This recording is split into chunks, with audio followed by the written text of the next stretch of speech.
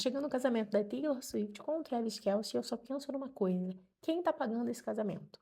Será que eles dividiram igualzinho ali? Quem vai pagar o quê? Metade, metade? Porque, assim, na minha cabeça é muito óbvio que a Taylor Swift tem muito mais dinheiro do que ele. Então, assim, ela tá pagando pelo próprio casamento? Ou tem algum tipo de permuta? Ou ela ganhou alguma coisa? Eu não sei dizer, mas são coisas que não são da minha conta, mas eu gostaria que fossem. Queria muito saber quem tá bancando tudo e se ela tá bancando tudo, ela escolheu tudo ou ele também pode escolher alguma coisa. Não sei, mas eu gostaria muito de saber. Gostaria muito de ter essa informação. Quero muito saber quem tá por trás, né? De tipo, quem escolheu aquele lugar. Por que, né, o tal do casamento no Madison Square Garden? Eu não sei se realmente vai, parece que tá secreto.